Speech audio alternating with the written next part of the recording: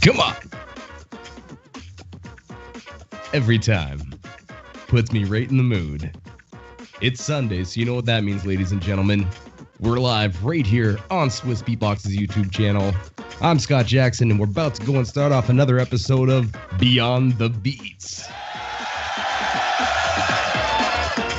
And this is episode number 30. I'm pretty stoked on that. That's way over half a year we've been doing this. I hope you guys have been liking it. I hope you guys are staying safe, sound, all those good things wherever you are in the world. But once again, Beyond the Beats, we're here live. I'm Scott Jackson. This is on Swissbeatbox, and I'm excited for today. I think the people are excited as well. So today, we'll be talking with Mr. Tim Van, I'm going to try to get this last name right, Drugenbroek. Almost. We'll see if that is right. A.K.A. Gooshlar Tim. A.K.A. one half of middle school. A.K.A. Mr. FootboxG. Yeah. Hi, Scott. How you doing, brother? I'm fine. How are you? I'm great, man. I'm excited to go and talk to you. It's nice to see your face on this day, Sunday in November, when the world is the way it is. It's always nice to go and see people. So I'm excited to go and see you right here live and direct, man. Thank you for coming on. I'm excited as well. Thank you as well for all the effort, by the way. Always, man. You like that little intro, though? Yeah. Big up to MB14. Really yes. Nice intro. Mr. MB14 with the intro song. Always big up to him. It just puts me in the right mood. This is the first time I heard this. It just makes me want to, come on, a little dance here. Ish. Right here, live and direct. Ish. Getting that ish circle continuously. But yeah, ladies and gentlemen, we're gonna jump right to it. There's a lot of people that are in the chat already watching from around the world. Earlier today, big ups to everybody that watched the Colombian Beatbox Championships that was live streamed. Very fire. Congratulations to everybody that was down there doing that. I didn't get to see the end of it, but I'll be tuning in and watching it back. So big ups to people that are doing online battles, by the way. It's something nice to go and have done. And more of them are coming. So but once again, we got FootboxG right here, and we're going to go and talk about your career as a beatboxer, your life outside beatboxing, some opinions on beatboxing, and just get to know you a little better because people want to know. So let's get into it. Ladies and gentlemen, about to go and find out what's happening right here live and direct on Beyond the Beats. Let's get into it. One more time. Y'all get ready. Y'all make some noise in 3. All right. So first of all, I'd like to say greets and beats to you, my man. Yo. And I also like to go and start off usually with a quote. And this is a very simple one, but I liked it. It's from the Het Nieuwsblad 2018 interview you did. And you said, before I knew it, I was addicted when it came to beatboxing. Yeah. Solid. So, yeah, there's a lot of famous Belgian beatboxers out there, from Roxorloops to Fatty K, Big Ben, Supernova, Pancakes, or there's Rustics. Obviously, there's a bunch more, but the scene is very deep there. So you come from a long line of tradition that's going to be going and moving forward and really pushing the scene. So it's amazing to go and see how far you've come so far.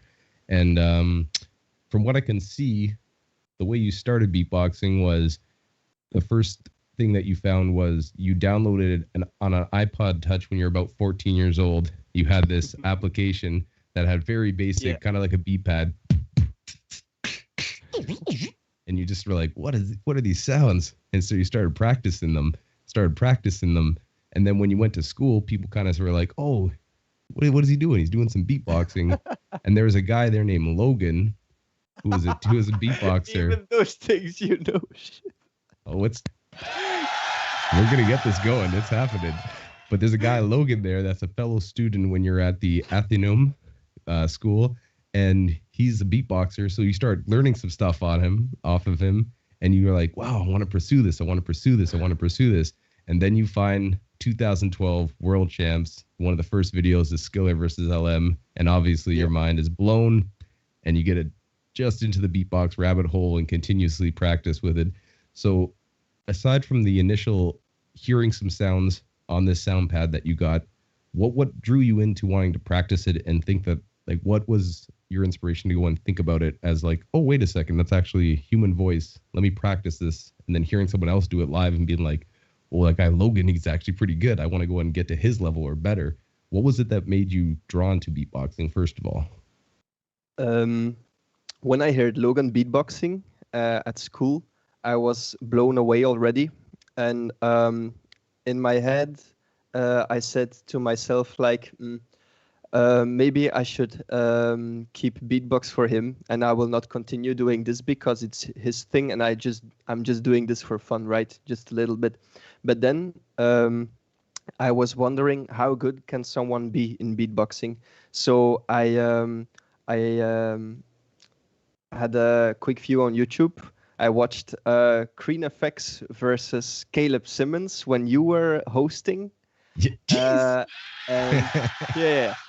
And right after that, I saw Skiller versus Alem, and those two videos, especially Skiller versus Alem, was a video where I really understood that those people are really talented and they have some knowledge about something that I didn't discover yet. And I was like, what is this?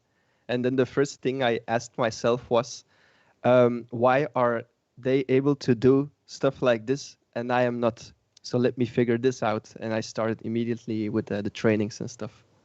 And you can see too, right off the bat, that you some of the first videos I found before the beatboxing, you were again what translates into English as Magician Tim.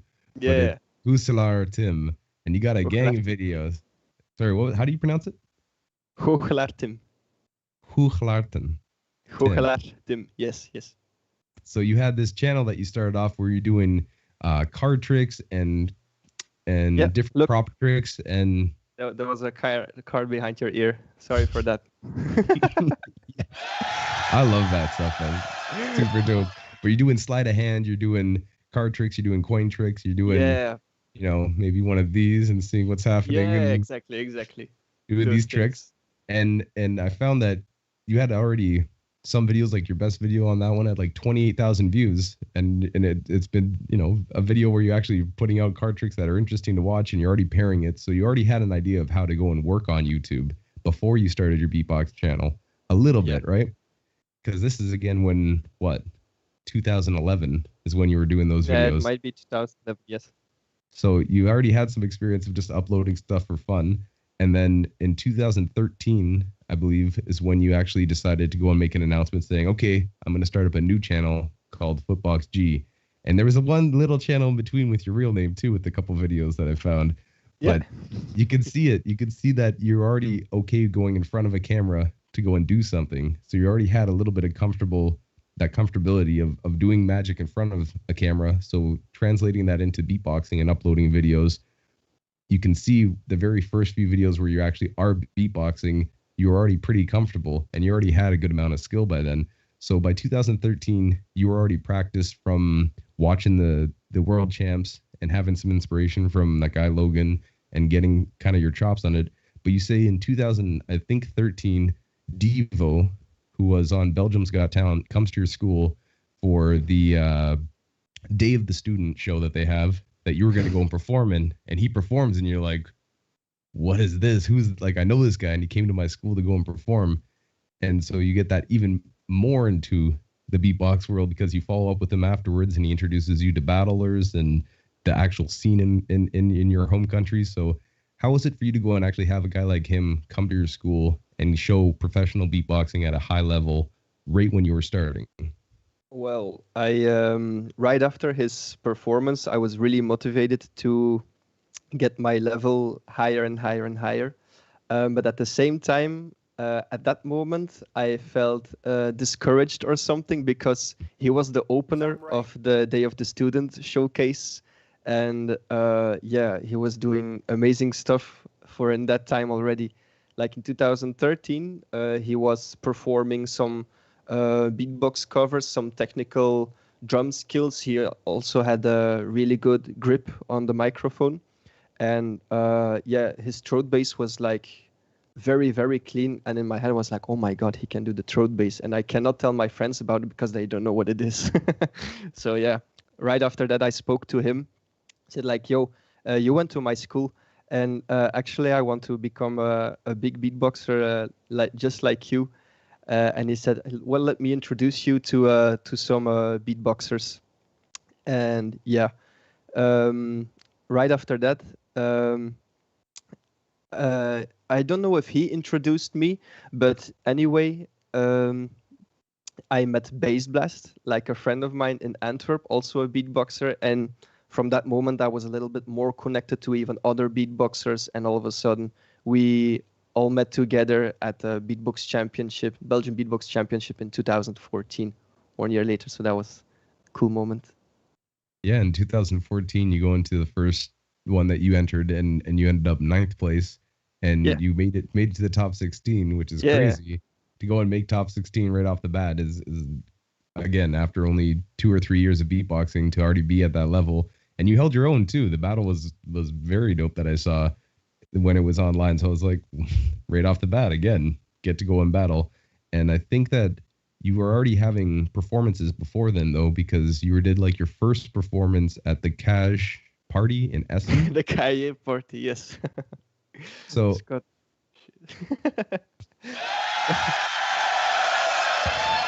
So I was gonna ask you. You had some shows where you were performing at school. You did some showcases at your school. But how was it for you to go and start performing and sharing your talent outside of just your classmates and actually performing it on a stage already early on before you go to the champs?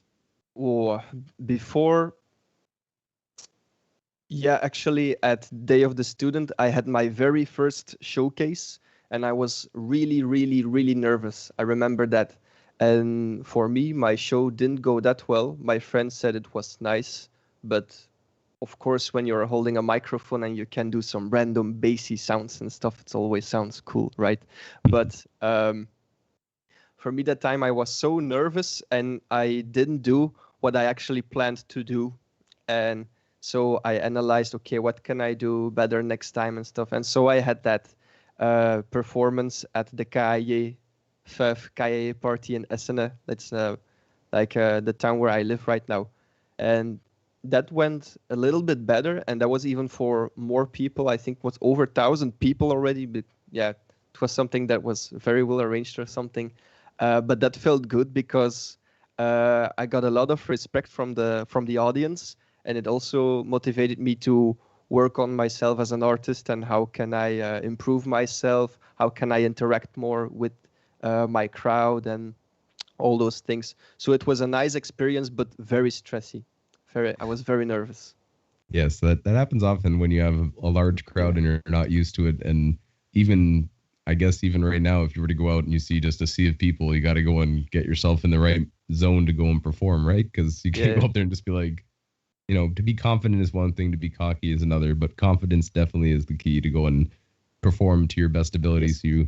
I forget who I was talking to about this. I think it was Roxorloops maybe, but he was saying that the idea of performing in front of people when he sees battles, because he's judged a lot of battles. You've judged battles too, but you can see, and you've been in battles obviously, but you can see when somebody goes up and maybe their heart rate's going faster, so their beats are faster. So they have a minute 30 round that they think is going to be a minute 30, but they do it fast, and then they're having 30 seconds left. They're like, oh no, what am I going to do for the last 30 seconds? Yeah. Freestyle it up. But that's a good jump in though. Your second show, make that not outside of school. Your first show was for over 1,000 people. That's a good way to go and just dive right on in. Yeah. Immediately a big number, right? Absolutely.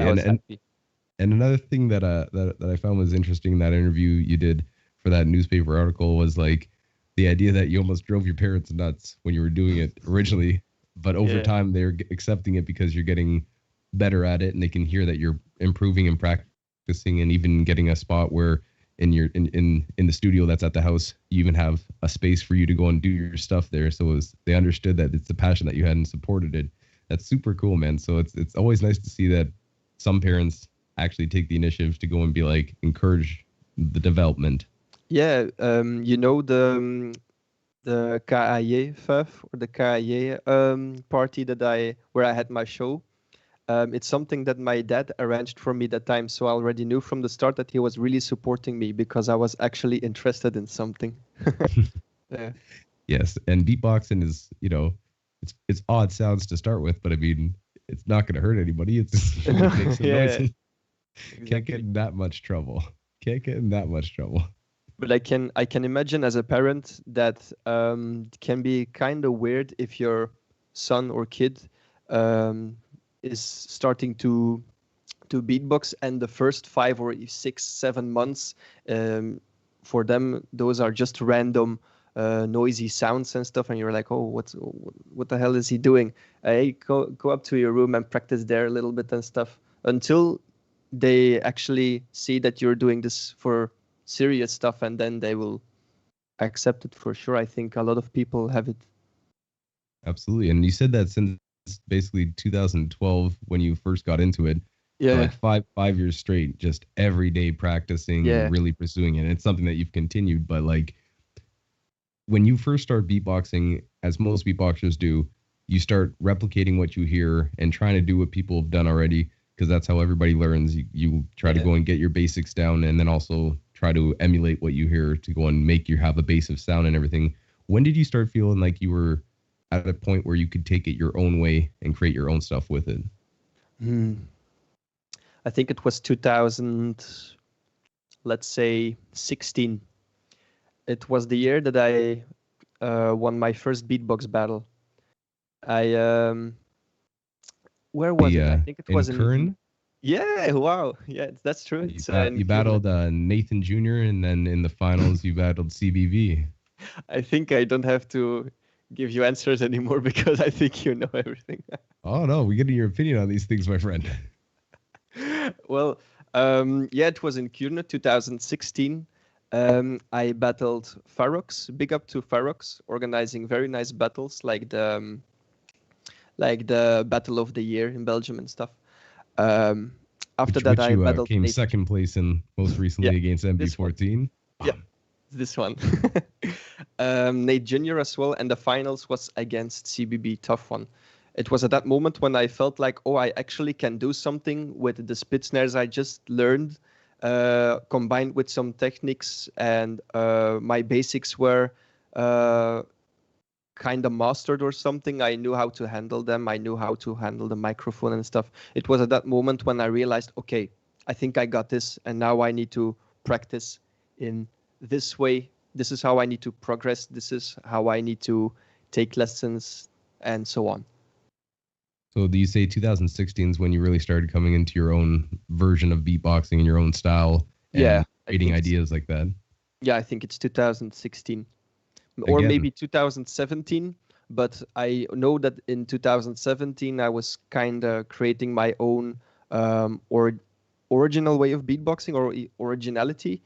But I think it really started at that moment in 2016. But in 2017, maybe you could see it or something. In 2017, you can start seeing it. Well, you can, and again, your control on stuff's super dope, man. I've been loving watching how you've been doing stuff, and like it's as a peer and a friend and a fan, it's dope. Thanks a lot. Means a lot. And I wanted to go and say, so 2016, or also at 2014, before we move on, at that first Belgium champs that you went to, and you meet more of the people live and you get that interaction with them, what was it like to go and have someone like, a Ballsy, a Mando as judges, and other people that you actually had the opportunity, as most beatboxers in the beatbox world know, when you go to an actual event, there's not a lot of stuck up, arrogant people. So you can walk over and be like, hey, Ballsy, I want to go and talk to you for a second. And Patty will take the time to go and, talk about beatboxing with you and give you the time to go and actually, how was it for you to go and meet international people at that level right off the bat in 2014 as well? Wow, crazy. Really crazy. I remember that I also met Peponi there, but he was in the audience. Every time when someone finished their elimination round, the artist came to they went off stage, and there was Peponi waiting for them, and he always gave a hand. He said like, "Good job, man, good job, good job." So that was a moment when I was like, oh, he think it was nice and stuff. Okay, that's encouraging me. And right after that, I went talking to Kim as well. Yeah, I think Marcus as well. Yeah, I remember I was talking to those people, but it's kind of special because as a kid growing up in high school, when you're coming home right after high school, you immediately start watching some videos and you try to get better. And those people who are inspiring you are at one moment they're judging you in their chair, seeing you performing, and that's one of the biggest or highest pressures you can get. But at the same time, it's like the biggest lesson you can have to be in that kind of high pressure. Absolutely. But yeah, I'm really thankful for that. It leveled me up a lot. I know that. Yeah, man, it's crazy that first meeting with other beatboxers of, I guess not notoriety isn't the right word, but of a skill level and people that inspired you. You know, people that you're like, whoa, that's that person right there. Yeah. And I was gonna say, when you go after that and you perform again at the Gaunt Festival that I saw a video of you in a park. Which festival did you say? Ghent. Is it the? Yeah, in Ghent. Yeah. It's true. So you had that performance, and you keep on practicing, and you end up in the finals after that first win. Now, this is what I was gonna say. USAF Beatbox Battle. You end up in the finals with Supernova in 2016. Yeah. Now this right there is the starting of a long line of battles of you and him back and forth. And yeah, it was. I thought that's interesting too, because he's super dope too. Supernova. Yeah. Big ups to you, man. Supernova. There's so much. Big ups. And you start. That's the first time I believe you battle him that I found in 2016, and then you go and have the feature on the Beatbox, the Belgian Beatbox session meeting where everyone meets up there in 2016 as well, and in 2017 you have your first ever GBB wildcard that you ever did. Yeah. And you did your first ever shout out for SBX Feel It. Yeah. That's right. Now, I'll get back to Supernova in 1 second, but how did it go for you in 2017 to get to a level where you were watching all this stuff? And I want you to describe, just to people that are watching and maybe beatboxers that want to be featured on SBX one day, how was it for you to go and get that first feature on SBX? And I believe it was on your birthday or just afterwards when it was uploaded. But how was that for you to be like, you know, from 2012 to 2017, 5 years of hard practice and refining your craft to going and getting that shout out and getting that recognition as here you've been on SBX, and that's just a feather in the cap that every beatboxer wants, you know? For me, it was the best birthday gift that I could have at that moment. I remember the 13th of August, Swissbeatbox actually uploaded my video. After that, I sent Maddox a message, because for me, Maddox was one of the more musical beatbox guys. So I sent him a message. I was like, yo, man, I hope I don't disturb you. Can I send you a routine of mine, but just for 10 seconds, and I want to know your opinion. So I sent it to him. After that, he agreed with it. And he said, oh, man, that's really cool what you're doing. So let me help you because this is Swissbeatbox material. So let me help you to put this into a good structured routine. I was like, okay, I'm up to hear this. And after a little bit of work, he asked me to record it in a studio, and it was with BB as I recorded this. And right after that, it got on YouTube, mastered, mixed, and yeah, the best thing that I saw were the nice comments, the nice beatbox fans who are giving me nice comments, and that was also like something that I really could use at that moment to move on in my way. Absolutely, and Super dope. Now that's one thing that you started doing in 2017 is where 2016 you get that battle win, 2017 you get the shout out on SBX. you get a second place, and you start. 2017 is when you really start rolling, man. It's pretty crazy to go and see how many battles you were in and championships won, and also high rankings that you get. And I wanted to know though, whatever happened to Everybody Wants to Shine? Whatever happened to that track? I saw a little preview for it. I was like, yo, this looks dope. This looks super dope. What happened to it? I put it on private because I think I can do it better now. So I want to have a remastered version of it. But I didn't work on it yet because I have other things that I want to do first. But the Everybody Wants to Shine, let's say it's my first ever composed Belgian grime track, but there will be a remastered version for sure. I'm looking forward to it though, and I'm also, I guess everybody does this though, but from where you first put out videos, you had a bunch of different videos: electro, freestyle, drum and bass, and drag, the track Smash, all those things. They're all been put on private and taken down. So I'm gonna ask you after this, just for my own liking. I'm gonna ask you for some of those, just so I could hear what you were dealing with back then.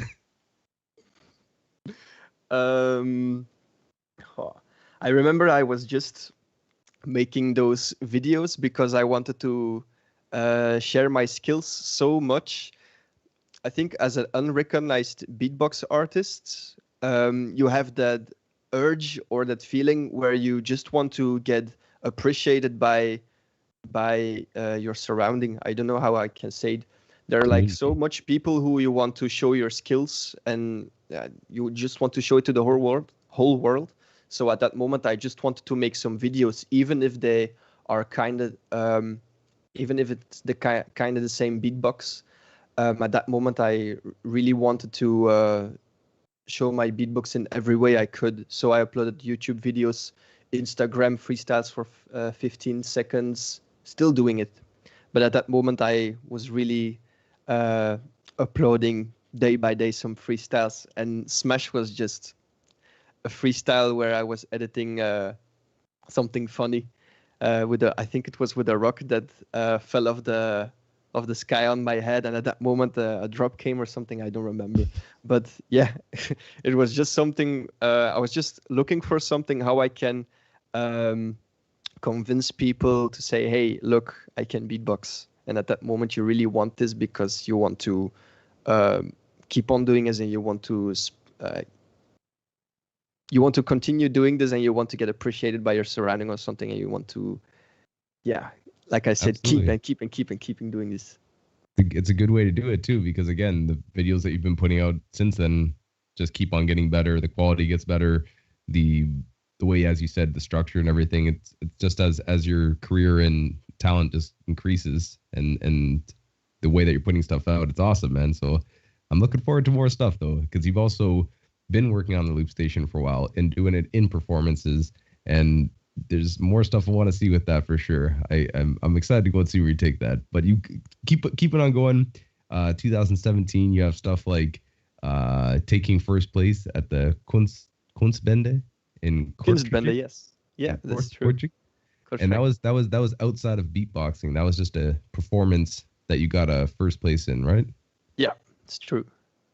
So not only in the beatbox world are you having success, but outside of it, where you're being kind of not up against, but just performances are happening, you still are winning.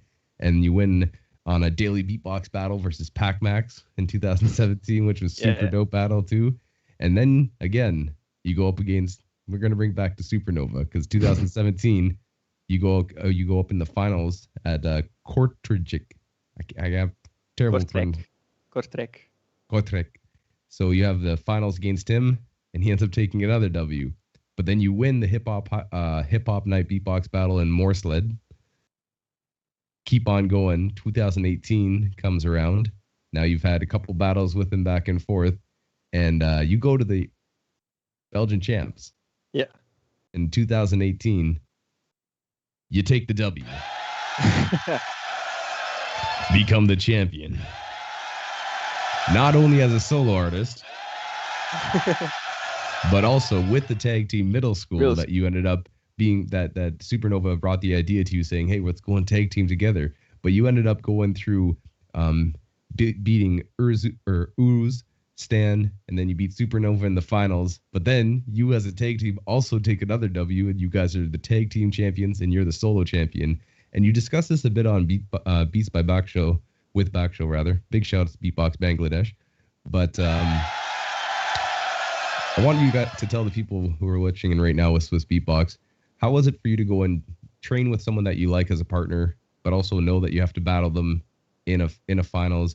Did it make it somewhat easier or harder? Because I think it would be easier on one aspect of you're training with them, so you know them on a personal level, but also you know weaknesses and strengths.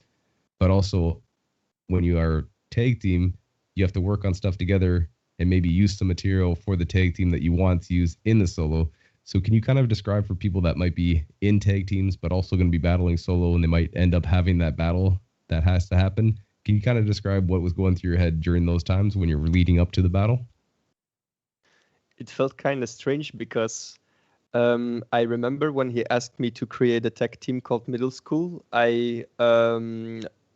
that was the moment when I actually lost 3 times against him in the finals. So I was kind of wondering, wait, is this a trick to just know my skills or something?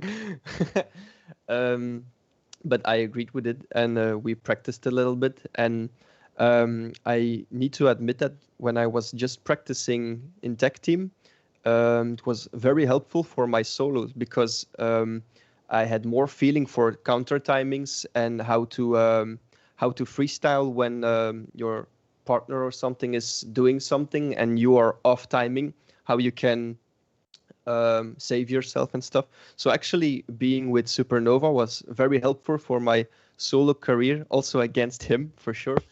But in the beginning for me it was very strange because I still saw him as a rival, or my rival, my enemy. But right before the Belgian Championship, we went to La Cup. I was replacing Big Ben. And that was the time when I actually had a lot of time that I could spend with Supernova, and we became close friends immediately at that time. So a couple of days after, when we were at the Belgian Championship, it felt like I was battling one of my best friends in the beatbox scene, and that was very, very, very strange because I didn't have the urge anymore to win that bad. But there was that one moment in my head that say, hey, hold on, you won this for already 5 years, 6 years, come on, let's do it. But the feeling was different because he wasn't that much my enemy anymore, but he was more my friend at that time. So it was kind of cool. It makes it hard, battling someone that's your friend or that you grow up with and you're doing the stuff with, and you look over like, I can't.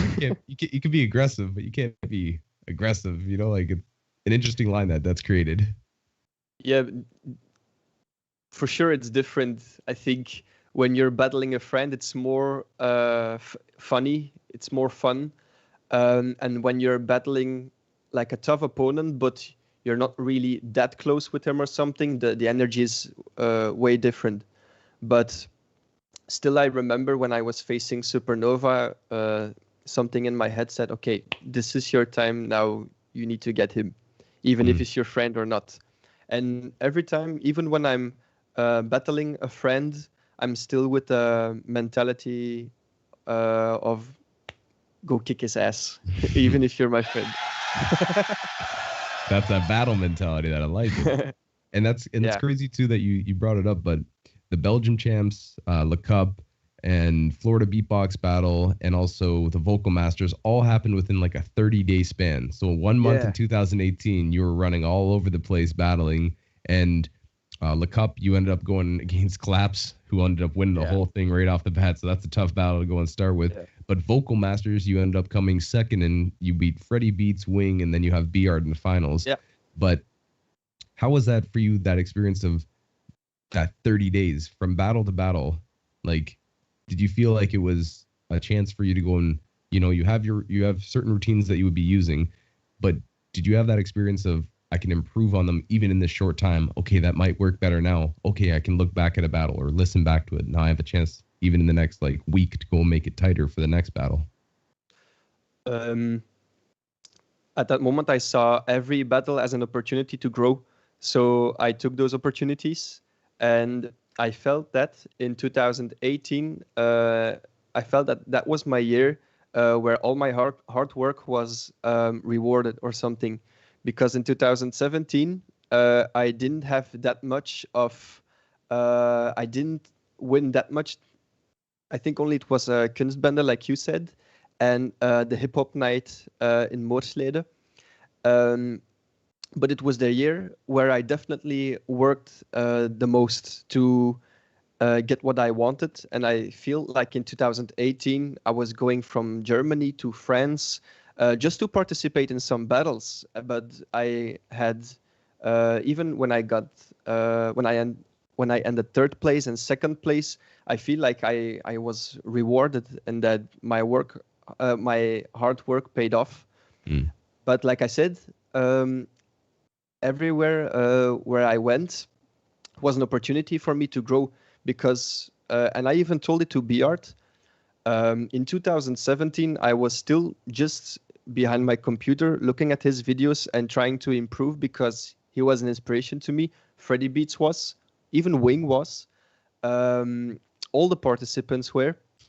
And even if I had the same routines from 30 days before, um, I still believed that if I went to Germany or to France, that I always could learn something new. Maybe it was a new sound, or maybe it was just a new vision that I could have, how to train or how to uh, beatbox or enjoying yourself while performing.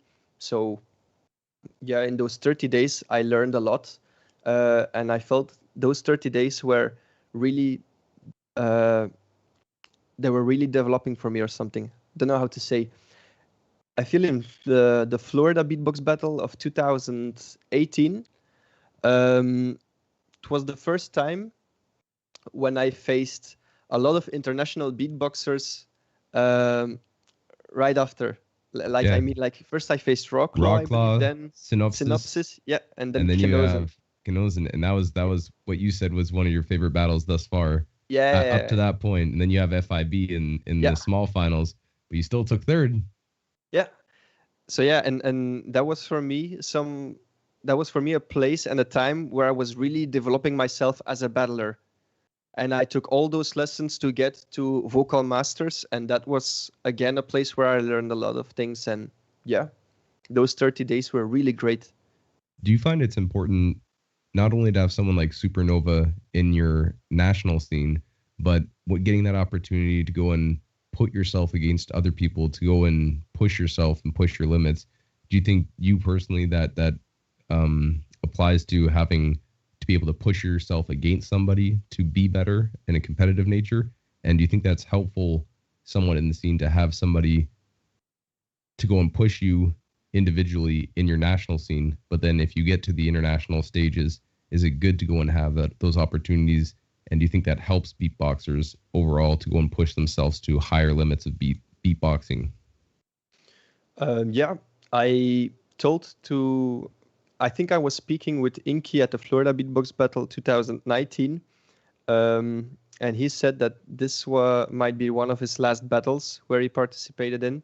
And he asked me, why don't you stop with battling and you focus more on your artistic career? And I said, because when I'm battling, I feel like I'm more forced to explore what I can do and how I can create new sounds or new combos, patterns. But as a beatboxer, you kind of need those things to create and to develop yourself. So battling was something, or like the battle scene was something that pushed me to train and to discover myself. So this is how I used it. And now I got kind of addicted to the battle thing. So I still want to do this. And at the end, I think there might be a point where I might say to myself, okay, I I battled enough for now, and let's focus more on the shows and on other things. That's what I'm already doing, but I still feel that the battle scene and this whole competition thing is really pushing me to know myself and to develop myself as a beatboxer. So yeah, battling definitely helps for me. Absolutely, you can see it too, and I don't know, it's fun watching you battle, man. You're a fun guy to watch battle and see it, and you continuously you keep on going. You have first place at King of the Bull Battle 2018, slap that up, and then you go to the World Championships. Yeah. You make top 16, which is a feat into itself, and you end up in the first round going against the world champion, Alem. Question for you.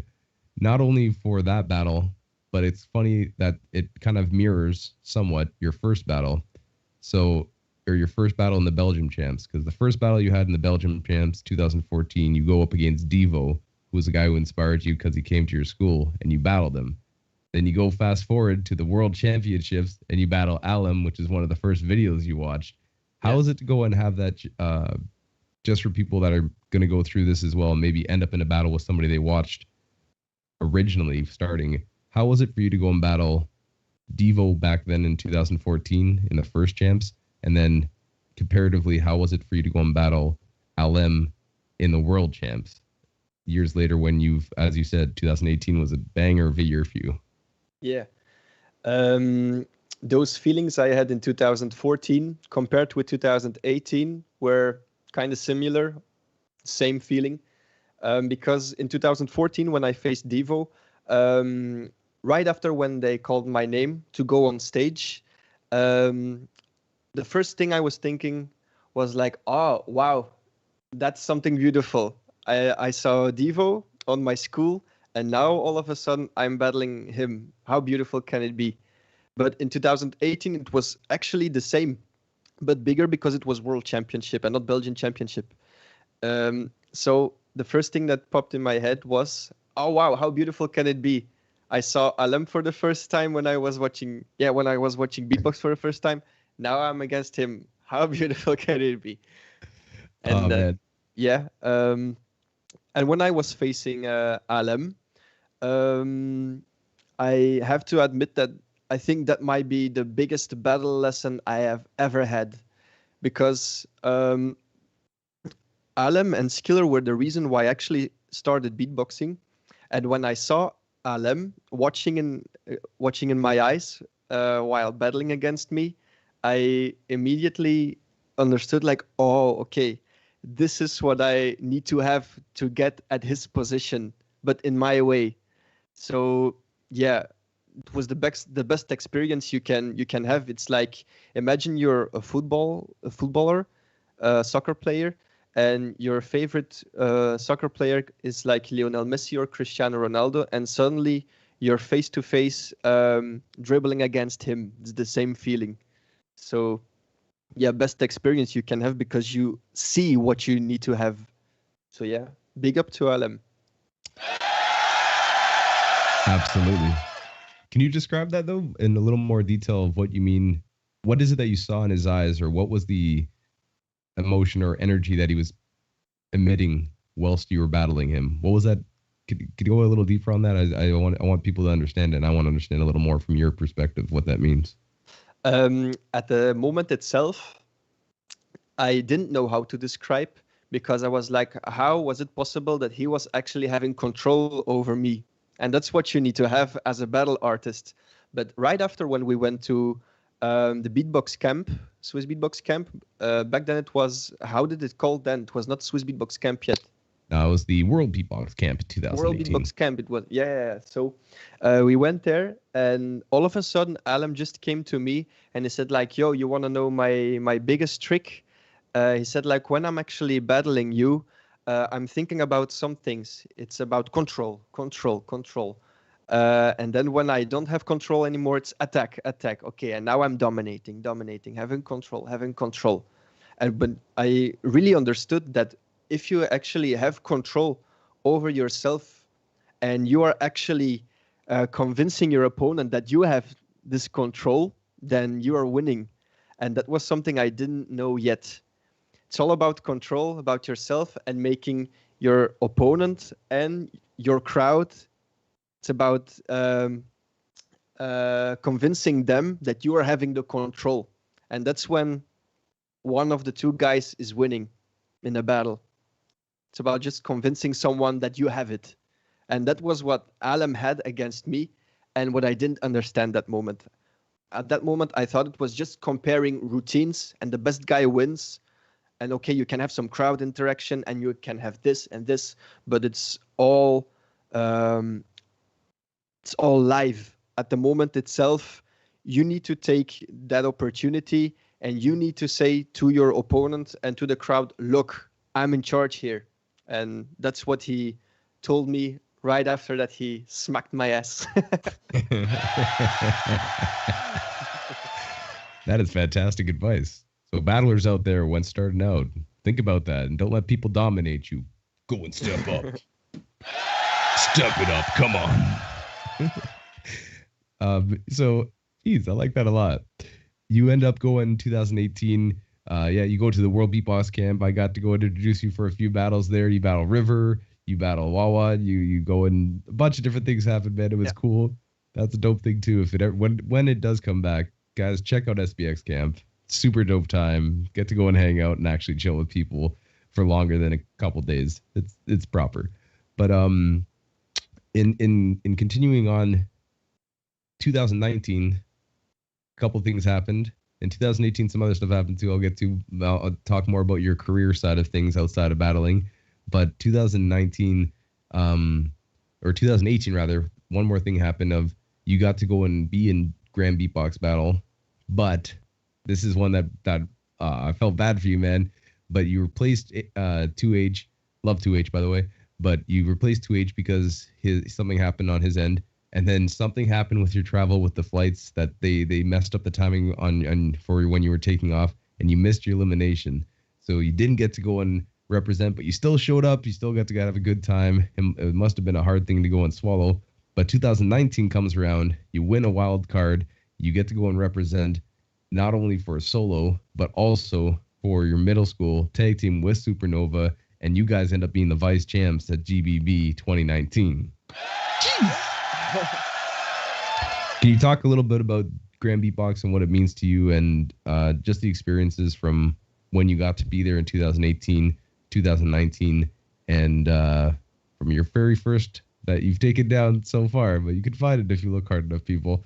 But your first wild card that you put out for it. So what did it mean for you to go and get that opportunity to be on that big stage? And 2019 again was that year that everything just stepped up like crazy in Poland, and with Maddox and the WWE style of like walk in the crowd and everything. It was crazy. So just talk about Grand Beatbox Battle. What you like about it, and some stuff about it, man.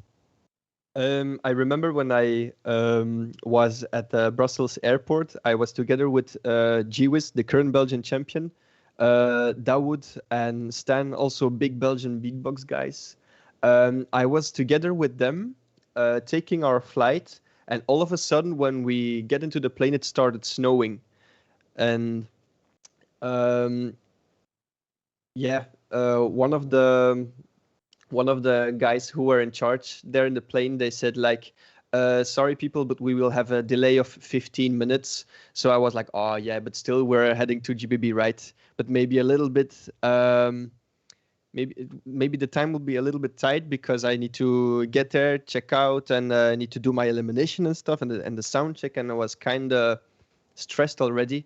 But then one of my friends said like, this is about to get cancelled, mark my words. And I said, no, it will not.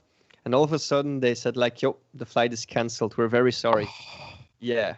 So, we went back to home, but I was staying at Gwiz, his place. And all of a sudden Dawood called us and he said like, yo, I think we found a bus going to Keulen, and from Keulen going to Basel. And we said, no, you're kidding. And he said, look, I have all information. So we went last minute to the bus and we went there, GBB, 1 day too late, but still in time for the battles and for the 7 to smoke. And I remember that I was going to the venue just to ask. I was looking for Peponi, and I was asking, yo, can I still do my elimination? And for him it was okay, but because of the strict organization, it just wasn't possible. So yeah, too bad.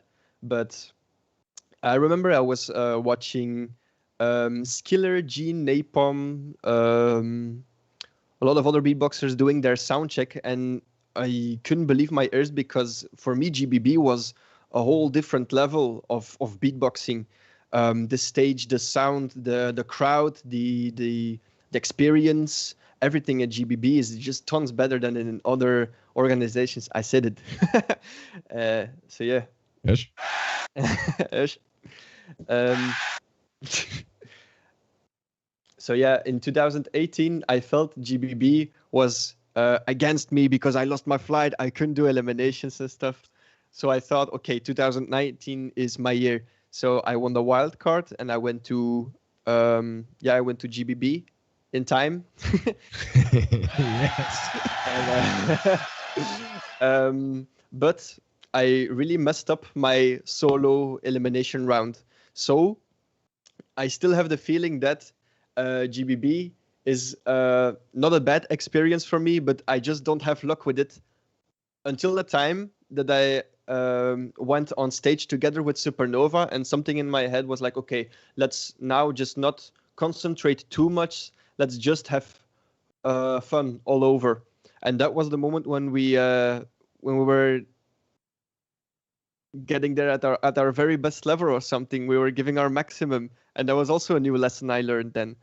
And yeah, and the funny thing was then when we I think middle school elimination round was probably my best crowd I had the best crowd response ever until now. So for me that was the best feeling I ever had or something. And the day after we faced Ballsy and Hobbit, 16-bitsy, yeah, and then Uniteam. So there was again like a moment like, oh, how beautiful can it be? Seems to be a reoccurring theme, my friend. We'll see how that's going to go, and in future stuff too, because in 2019, again, slap it up.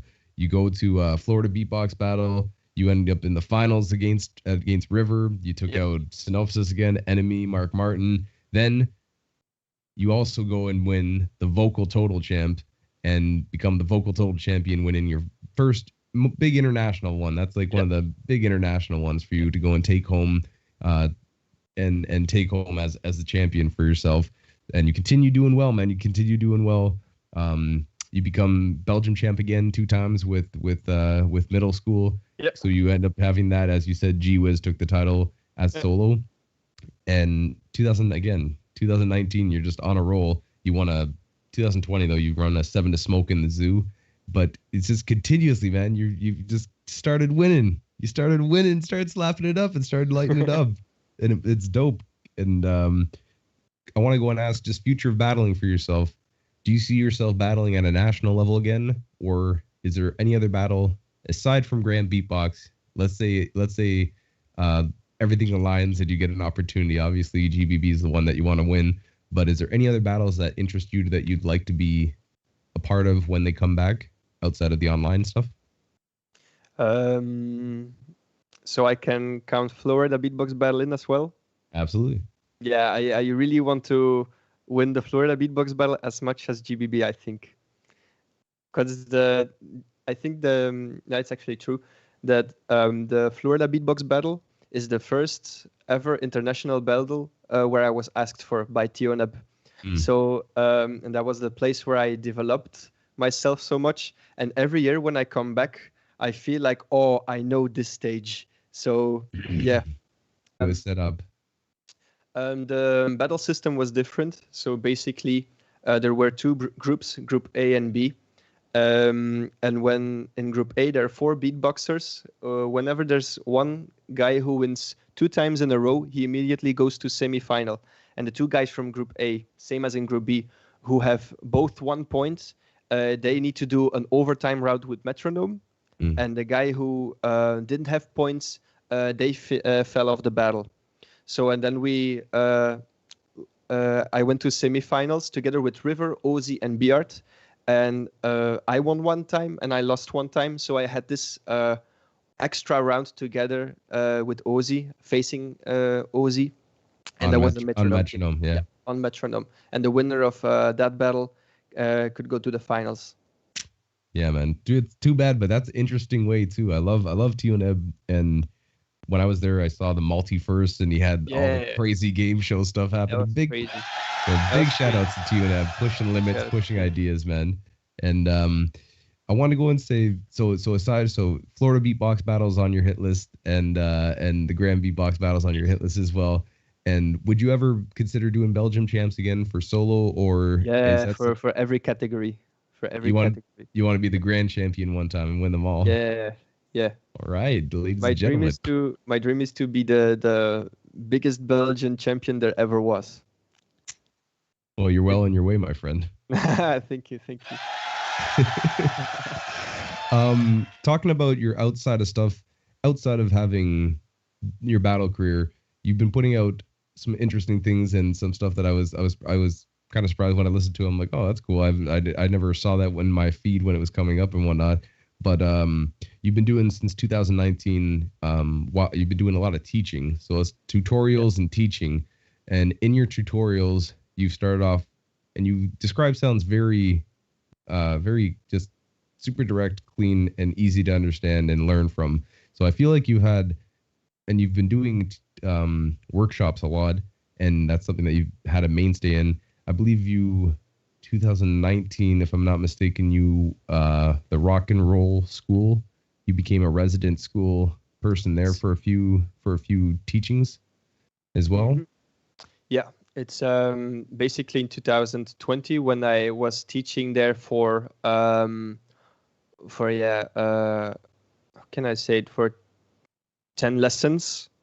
So it was almost kind of semester. The schedule was different, but almost, like, let's say 3-4 months.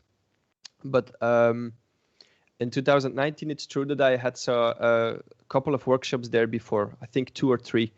And I was actually replacing Roxorloops for a workshop. And I met some of the bosses there from Rock and Roll High School. And I was talking to one of my friends, Olivier. I want to say big up to Olivier because he's the guy that helped me from 2012 until now for all my things. So, so actually, Olivier came up with the idea like, hey, maybe you can be one of the first Belgian dudes that's actually teaching beatbox in a music school or music center and stuff. And I was like, yeah, but this will need a lot of work, and I need to have a bundle or a beatbox course and stuff. And it was like, I know you can do this, so let's do this. I'm gonna call this boss right now. And I was like, oh, okay, let's see. And no pressure. And right after he said like, okay, we have a deal. I was like, what? And he said like, yeah, we're going to talk with him this day at that time, that location. I was like, okay, let's go for it. And because I already had a lot of experience with workshops, I wasn't afraid to take the step. And so, yeah, this whole experience came. And since that I started in Rock and Roll High School with my own beatbox course and lessons, I feel like I'm also developing myself as a beatbox teacher that is not existing on the paper or something. So that's something cool. That's cool experience. Absolutely. And some of the first workshops I saw you do were at the one that I thought was really cool, because it happened to me in Canada, in Toronto, where I'm from, and not only from my high school, but my middle school and junior school and stuff. But the opportunity to go back to the school and do a workshop for that school that you went to, how was that experience for you? Because from my personal thing, it was just cool to get that, like, a call from a principal or a teacher and being like, hey, you do workshops, don't you? And you're like, yes. And all of a sudden, you might have not been, again, I didn't do anything really bad, but like, you weren't like the best student. You're a little schmuck every now and then. But to go and be able to go back to your old place of schooling and go and teach and get to go and see the kids coming up and teach them, What was your experience going back and being able to do that at your own school? Oh, I felt really appreciated by all of my teachers back then. I was, I felt I was back home again because at that high school, Atheneum Denderleeuw, I feel that was the place where I had really time and space to develop myself just as a person, and I never had troubles there.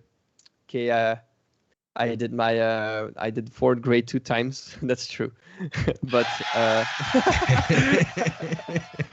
Okay, sorry. Go ahead. uh, but still, I didn't have any problems with other students and teachers and the school director and stuff. Everything was basically cool. So when I graduated, and they messaged me like, "Yo, can you give us a workshop for day of the student?" I was honored because I felt like, okay, I'm appreciated as a beatboxer, but also as an ex-student there. So yeah, that's one of the coolest connections you can have because high school is one of the places where you grew up and learn a lot of things in class, but also just with social interactions with friends and with other people who are working there. So yeah, super cool experience. And do you feel like was there anybody that took to that lesson? Let's start with your high school that you did it at, but are there any students you have that you think are going to be able to push the scene in the Belgium scene, and they're like, whoa, this person has it. He or she like might be on the next level and actually pursuing beatboxing? In Atheneum of Denderleeuw at my high school, no, but in Rock and Roll High School where I'm still teaching now, all of my students are crazy, crazy. I have some people over there, some students who are in between 11 and 14 years old, or maybe 15 now, and from the start they just couldn't keep rhythm and they didn't understand how to make a simple kick drum, but after 7 months of beatboxing they're able to do this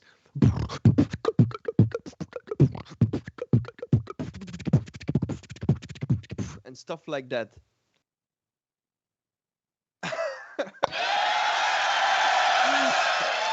Yo, that progression though. Let's go. Yeah, really sick, really sick. And now I have some new students in Rock and Roll High School, and I also believe that they have a lot of potential.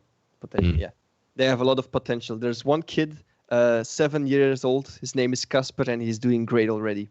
So yeah, and all of the other students, very great too. There's one guy. His name is Pieter Jan, and I recently, before the new lockdown in Belgium came, I said him, dude, when you're actually when you're able to structure your materials, you can easily get already in top 8.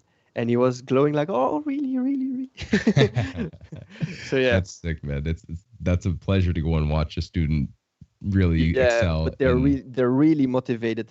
So the answer is in Rock and Roll High School. I think this is already a big new generation of beatboxing that's coming up. I can promise you. All right. Well, I hope to see For some sure. videos and stuff from it, man. It'd be dope to go and see. And outside of for people that are watching too, if they want to go and learn more about your styles, and you've been offering online lessons as well. So how do people get in contact? This is just a question because we're talking about teaching. So let people know how do they get lessons from you? If let's say if I wanted to go and get a lesson from you, how does Scott Jackson contact FootboxG and get a lesson? Well, I will make a new post on my social media how people can do this. But in the first lockdown I actually made a Discord server called FootboxG's Beatbox School, basically made just for students who want to teach online beatboxing and stuff. So they can contact me on Instagram or on my email, bookings@footboxg.com, or they can go to my website, www.footboxg.com, and send me on the contact link that you want to have some lessons. You can have private lessons, group lessons, 1 hour, 2 hour, 3 hours, basic lessons, advanced with topics and stuff. Anything that you would like, just send me a message, even a direct message, DM on Instagram however you would like. But the place we're going to learn it is Discord for sure. Absolutely. It's a good way of FootboxG doing it too. Beatbox. Ladies and gentlemen, if you guys want to get better, everybody out there, holler at the boy and get some lessons done. And also, aside from teaching, you're still performing, and you've still been out there doing performances up until obvious lockdowns and stuff have put a big hold on things. But I was going to ask you, you've worked with a few people that I've seen, like most recently you put out Acid as a track, but you also had with, what was it?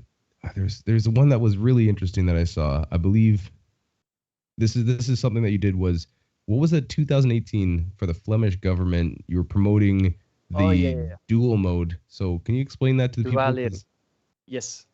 All of a sudden, after the World Championship, I got contacted by the Flemish government, and they sent me a message that they want to have a project where they make promotion for a new concept they had, which is duaal leren. And it's actually an education system how students can combine work or internship with their study or school in a better way.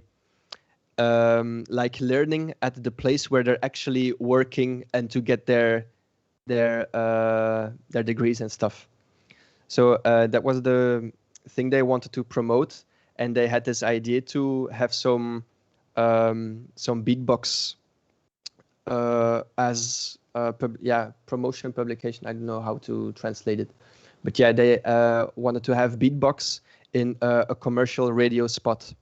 So they sent me an email, and we got into the studio, and they asked me like, okay, do you think you might write this text we have combined with your own beatbox skills? And then I combined it, and they said like, okay, can you put your voice more like this? So it was all about precision. And yeah, at the end, I still gave them some, when we were constructing those things, I gave them some other special sounds I had. So they can make one cool commercial radio track or spot to promote all over the Flemish region, like on all radios like Studio Brussels, Q Music, M&M, Nostalgie, all those radios. And yeah, after that I still got Radio Jam. Yeah, all those things. That's sick, man. That's a good one to get to. And other music you put out Verbal Abuse with B-Art. And there's another track you put out where it was Locked Voices with a guy P Moles. Yeah, it's a funny name. What is P Moles? Oh, well, I'm not going to tell it. Yes. That, we're just gonna go and put that out there. I guess it's something I shouldn't have said, but I did not know. It's like the male part women don't have. Yes. We'll just leave that one to imaginations, and don't ask your parents about that. So. You also had some other my collaborations. Cousin, by the way. That was your cousin? That's my cousin, yeah. For sake. And you've had some other cool things that you've been doing, that you've worked with other artists, and this is something that I always kind of get into, is just not just being in the beatbox world, but doing stuff outside of it. So doing stuff like you did some improv work. Yeah. Where you'd be doing the backing track of people doing live improv, and you'd be doing the sound effects for it. And also you worked with an opera singer, Iris Hendricks. Yeah, that's true. And then another one was, I can't find or think of, what was it? It was Caspierre 28, where you were Caspierre 28. Yes. Caspierre 28. His name is. So you're doing live looping and getting them to go and put some techno on and some house on it, and doing live shows that way. And again, working with, also you've won the dance battle with your partner, Mufasa. Okay, sorry, I just couldn't find that exact thing. But how was it for you working with other people outside of the beatbox world, whether it be opera singer, dancer, producer, rapper? And just getting that opportunity to go and expand it and collaborate. What have you learned from those collaborations? And also, what is out there that you'd like to go and collab with or continue collabing with? Who is out there that you'd like to work with? I still want to work with all of those people. especially Compagnie MI, because they are like impro actors. And I think this is one of the most creative things you can do, because it's all improvised at the moment itself. And those people actually have nothing to do with you as a musician. You actually need to adapt yourself on what they are doing. And that's the real moment when you can actually show how skilled you are, making silence when you have to be silent, and making some random beatbox or bird sounds or other animal sounds, gunshots, whatever you can do.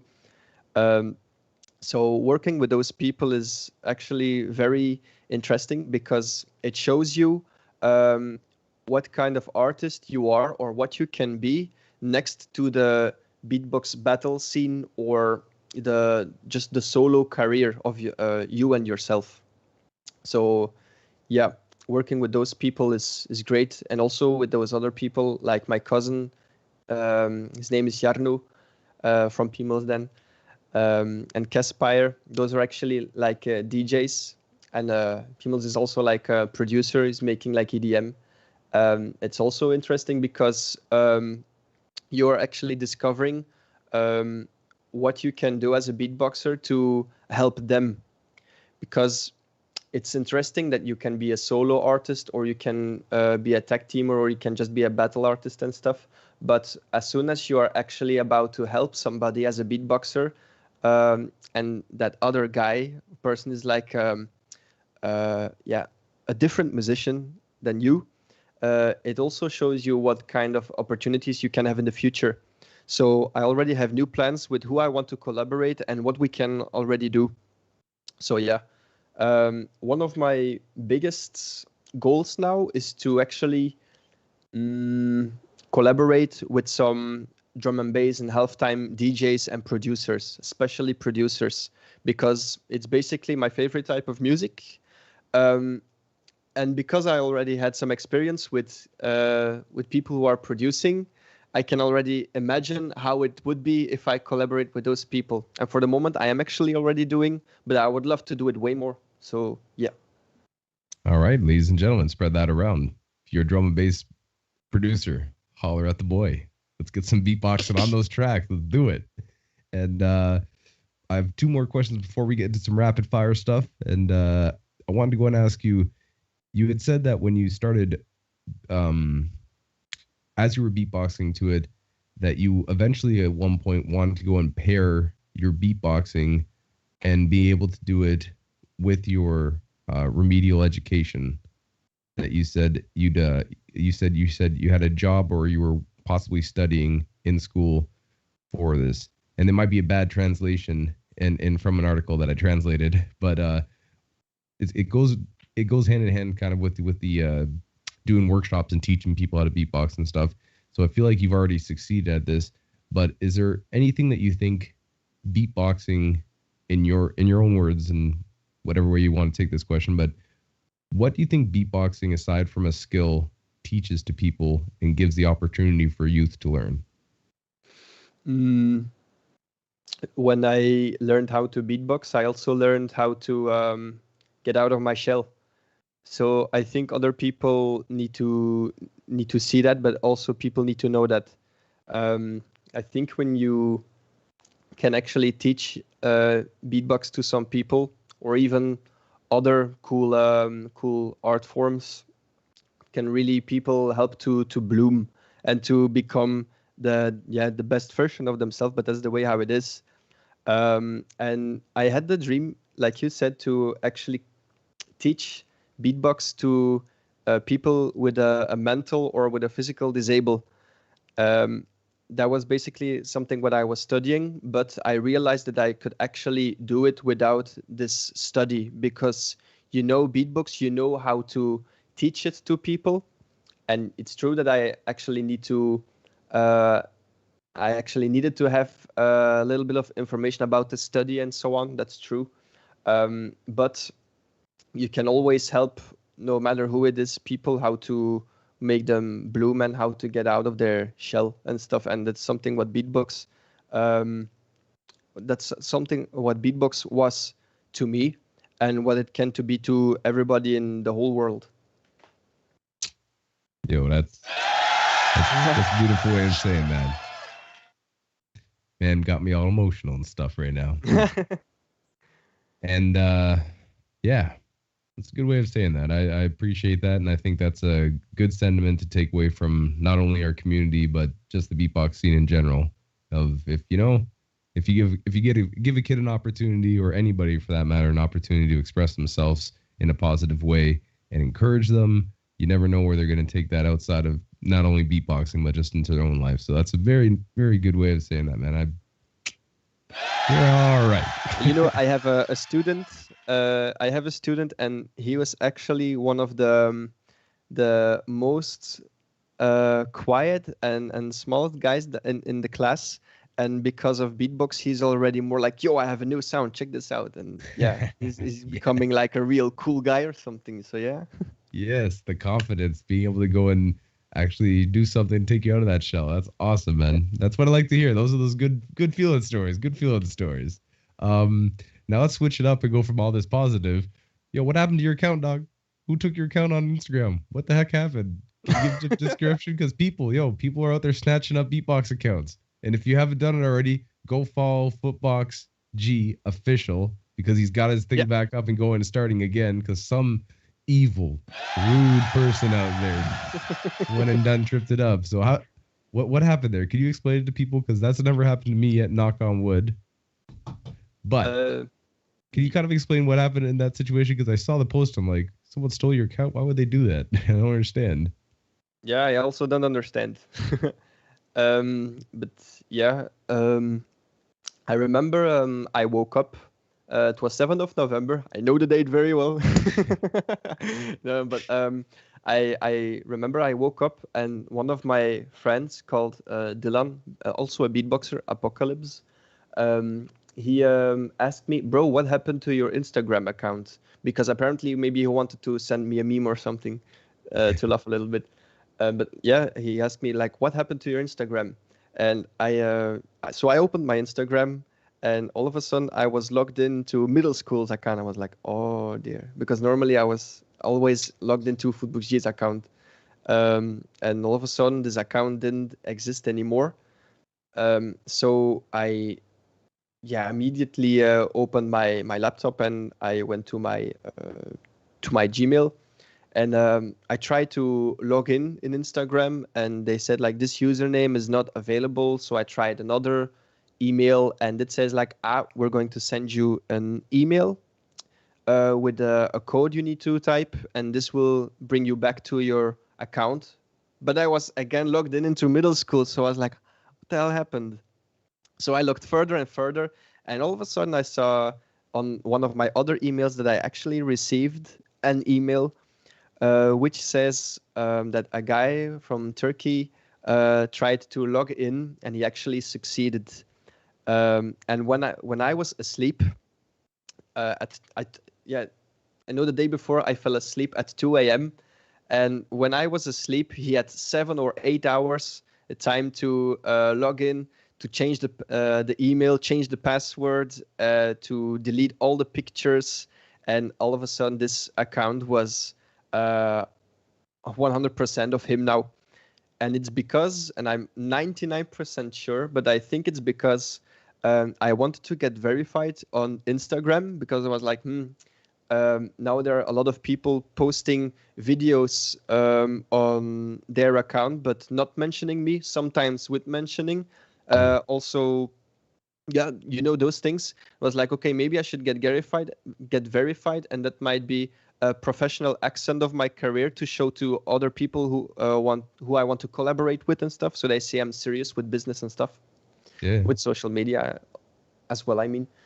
So yeah, I was trying to do this, and immediately when I sent the verification requests, I immediately had another DM or request which says, like, yo, you can go to this, you can click on this link, and those are the following steps you still need to do to get verified, and it's okay.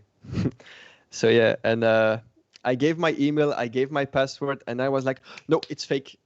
So I was trying to return, but I was like, maybe it didn't work, maybe it worked. Okay, but what's the chance, right? But yeah, 7 days after, 7 days later, all of a sudden Shoot. my account didn't exist anymore, and I saw live that my account was controlled by this dude who hacked me, and yeah, he was deleting all my pictures. So first the recent pictures until the battle in the Netherlands would be organized, and then the Belgian championship pictures. Yeah, a really sad moment. And Shoot. yeah, it was the moment when I realized I forgot. Yeah, I know I forgot 28,000 followers, but the hardest thing that happened was they were actually deleting pictures that I didn't have on my computer anymore. They were only on Instagram, and it was like kind of sometimes my memory book where I was just watching those pictures. So yeah, but yeah, I was not calling. I was emailing the online police and Instagram service, but they didn't help until now. They still didn't send me a mail how to get it back and stuff. So yeah, all of a sudden I received a message on WhatsApp which says like, hi there Instagram user, we noticed that you cannot log in anymore while you tried to give your password many times and so on. How can we help you?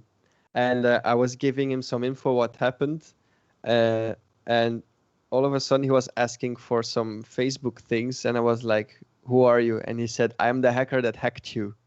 I'm the dude that hacked you. Yeah, that was like a very nasty moment. And I said like, how can I get my account back? And he said, for $1,000 you can get it back. Oh man, he's rinsing you, man. That's not good, doggy. So, ladies and gentlemen, right there is in a nutshell. Watch where you put out information, who you're sending emails to and stuff. You never know what can happen. And man, if anybody out there has saved for some reason, have pictures and stuff, go and send it to the homie FootboxG. Try to get him those memories back.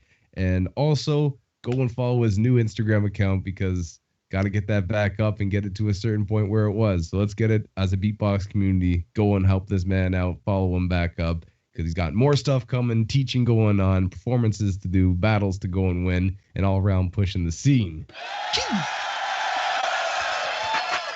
Now, I wanted to go ask you one more question before we get into rapid fire stuff. I wanted to go and ask you again. I want to go back to, do you think that originally when you were doing the magician thing and were practicing magic, do you feel like that helped you in your beatbox career?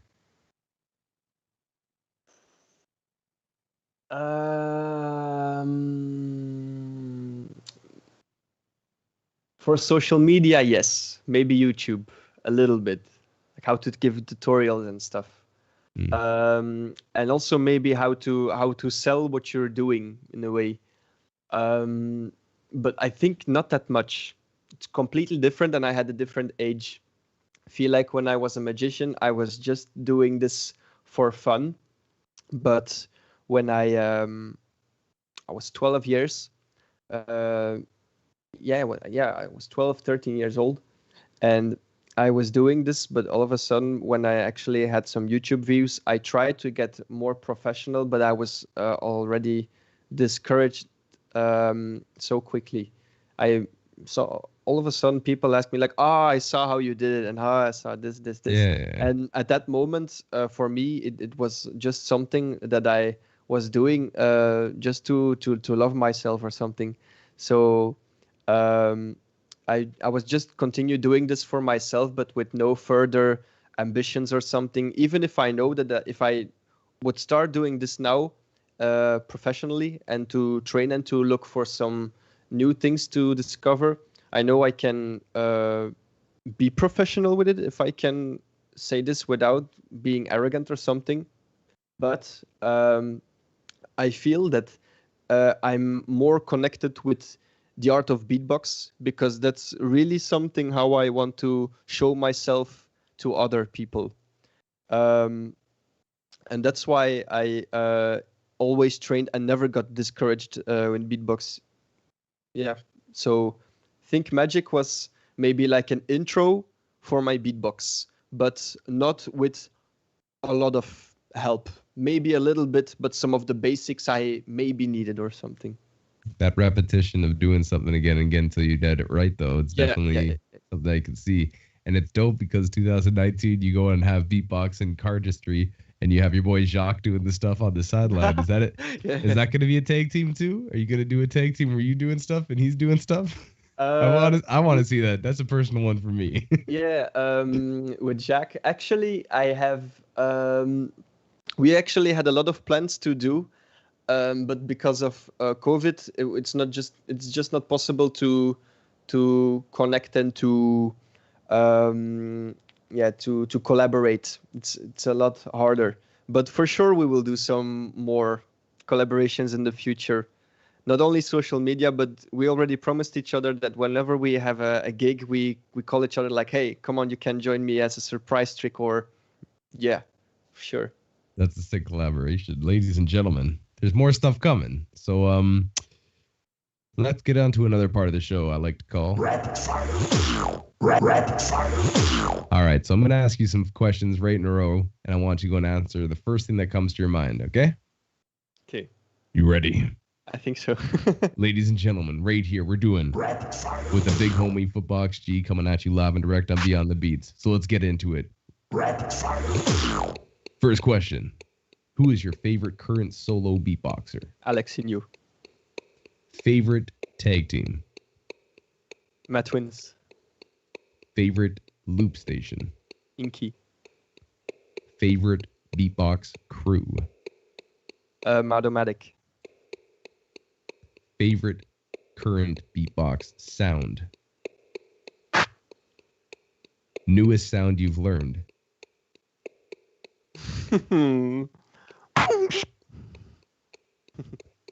Favorite magician of all time? Chris Angel. Do you prefer coin, card, or prop magic? Card. What is the best Belgian food? Fries. What is your favorite Belgian beer? Oof. I don't like beer. Okay, all right. My last question I'm going to want to ask you is, who is the #1 beatboxer that you want to battle? Reef One. All right. Ladies and gentlemen, you heard it right here. He wants Reef One right now coming at you live and direct. Bring him. Harry, he's coming for you, bud. Now we're going to go to my good friend. My friend Papuni. He's got a few questions. My friend Papuni. Wants to go and ask you. So, my friend Papuni. First of all, you've already answered this, but he wants to go and know what do you like more, fries or chocolate? Ooh, fries. Fries. Now, his next question is, this is his words. He goes, my friend Papuni. Belgium has hundreds of beers, and maybe he can explain a bit about the culture of beer, fries, and chocolates. He wants to know where they're coming from, and he wants you to know that, in his opinion, those are the best snacks. So what's going on in Belgium that they have a culture of beer, fries, and chocolate? About the fries, I know that in the pure North region and the pure South region, I think they have the best fries over there. So let's say like in the North Flemish side and in the South Wallonian side, those regions have the best fries. And the pure truth of fries, if I'm correct, is that actually a German dude found out how to make fries, and it was maybe with a Belgian receipt or something in France. I don't remember how it was, but it's like a real combination of French fries, Belgian fries from a German dude, if I remember well. So yeah, that's fries. And about chocolates, also I think Côte d'Or was Belgian, and I think Côte d'Or might be my favorite type of might be my favorite chocolate brand. And yeah, you can find them in all different supermarkets, but also in a lot of factories where they're collaborating and stuff. I once did something with that for my schoolwork, but yeah, really interesting. I love Côte d'Or. So Piponi, you need to taste Côte d'Or. And about beers, like I said, I'm actually not a huge fan of beer. I like Cubanisto, but it's not Belgian. It's a combination of beer and not tequila. That's Desperados. It's with rum. I'm a rum. I'm a rum fanboy. Okay. But rookie. But for the beers, it's a cool habit in Belgium that we have. Think like when we're going to a bar, there are a lot of options you can have for drinking a beer. And apparently in all over the places, in other countries, those Belgian beers are kind of popular or something. But if I need to choose one Belgian beer that I can recommend, which is very popular, is Duvel. Ah, yes, I've had a few of those. They're great. And at one place, I believe it was in the Delirium. That one bar that has like the most world record beers on available. That was dope time during the cup when I was there. So good answers. Another question from My friend Papuni. He wants to know how many professional beatboxers are in Belgium, and how many of them. Let me read that. Okay, there you go. So how many professional beatboxers are in Belgium, and is there a beatboxing trait that Belgian beatboxers have? A treat? What do you mean? Is there something unique about Belgian beatboxers that most Belgian beatboxers have or sound like, or something that is distinctive to being Belgium and a beatboxer? Also, the next question is how many beatboxers are professional in Belgium? I think I cannot give a correct number of professional beatboxers, but there are a lot. For example, Devo, the guy who went to my school, is a very professional artist, doing beatbox, doing comedy shows. Also, Supernova, one of the most professional guys I know. Big Ben, Roxorloops, Fatty K, Rustics, Urus. Even Killa Mahani, but Killa Mahani is doing more produce work, if I correctly now, together with Urus. I'm still missing some people. There are a lot of great battle artists, but they're not making beatbox for a living yet or something. But in Belgium, we already have this determined attitude of or state of mind, like, hey, we want to get there. We want to show what we can do with our beatbox and stuff. But in Belgium, we have a lot, and I think the biggest of them I just said. Absolutely. And about the Belgian beatbox scene, we have a tradition, like when some of the MCs is screaming "Frika, Frika," the crowd is responding with "Del," which means like how do you say it? It's like a sauce. It's like a type of sausage, fried sausage. Yeah, it's just like a cool crowd interaction thing. But frikadelle is like French, so the Flemish people are doing the same, but with curry worst, and it's like a fun thing that we have. Frikadelle, curry worst. It's super cool to do. All right, I might have to jump down in that for learn that for next GBB. Yeah, you should check. You should check the Belgian Beatbox Champion of 2013, and there they do it a lot of times. Now they don't do it that much, but it's still there. Even the people who came up with. Big shout outs to Nabil. Liba. My friend Papuni. He's got another question for you. Another question from Paponi. He wants to know, let me see here. He's got some pretty deep questions that we've kind of answered and talked to already, but he would like to go and ask you, my friend Papuni, what are the most important aspects when you are practicing for yourself? I need to be alone. Because I think when I'm not 100% alone, I'm not 100% comfortable. And for the moment, I need it because I'm still in not going to say unstable position, but I'm still in this. I still want to be in this safe position where I can only count at myself, because sometimes there are like the very fragile moments when you're trying to do a random sound and someone comes into your room or space and they're saying like, "Oh, what a strange sound are you making? Don't do that." And you're like, "Hey, come on, it's my beatbox. Leave me alone." I'm kind of stepped out of that, but I still want to be alone just to get focused. And now that I'm practicing more on melodies and my voice in general, it's still coming back, but way more fragile.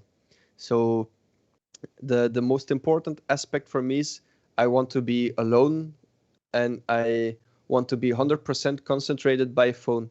So often when I practice, I leave the phone on my room and I'm practicing in the studio of my stepdad. You get that opportunity to go and really explore. Being alone and concentrated without distraction, those are maybe the best aspects. And then creativity is always coming to me or something. Super dope. And my friend Papuni wants to know, how many hours do you think a week do you practice? Depends, because it's not a sport. It's like an art is different. You build something and it's still there. But a sport, when you don't do it anymore for 1 month, your condition can get lower and lower. And with my beatbox, I have a different approach. So if I still need to give a right answer, let's say I practice 3 times in a week for 2 hours a day. So let's say 6 hours per week, which is not that much anymore, but I used to do way more because I try to practice now in a very different way. For the moment, I try to work on things where I'm not good in instead of things where I'm already good in. I need to defend my weak things now. And those take more time, but I can also not do too much time, or otherwise I will crash. So I need to calm down at this point a little bit. But as soon as I have control about those weak points again, maybe there might show up a new weak thing, which is more beatbox related, and then I can train again way more, because there was like a time, I think just from 2012 until 2019, I was training, no kidding, 5-6 hours a day, every day, whole week. Now it's different. I have a different approach, but I'm still on the same thing, still going on the same tempo. Keeping that up though, and it's good. I guess the way that you practice has changed as you've matured and had opportunities, and maybe when there's a grand beatbox battle to trade for, you'll go crazy. You got to get really into it. We'll see how it goes. All right, another question. My friend Papuni wants to know. He wants to know why do you? Okay, he asks, why does he want to go to battles winning? Is there a special motivation? So what do you like about battling for yourself personally? I love the frames to get in my room, but I don't know. In the past, I had too much moments when I didn't have the feeling I won or I was winning in something. So let's say back when I was 6, 7, 8 years old, I was playing football until my 16, 17. And not gonna lie, I think of myself that I was kind of good, but we never kind of won something big. Also with Magic, I liked the feeling that I was entertaining people. But there was still no kind of prize that I could win and stuff. And you actually don't need to have it. But at that moment, I was in a position where I need to get some recognition of who I was or something. And when I started beatboxing and I saw that you can actually win some things with battling, I was like, okay, this time I really want to win something and I want to show the world that I can be a winner too, and not some random dude who is just trying to chill, going to party. So I gave myself a challenge to just win some things for myself, for my own self-esteem, for my confidence, and also just to prove to people like, hey, yo, you see, I can actually be the best in some things, even if I don't have to prove it to other people. But that moment I felt that I really needed, and now I realize that I'm addicted, but I don't regret it because beatbox battling is awesome. 100%. That's a sick answer. We'll go with one more question from him.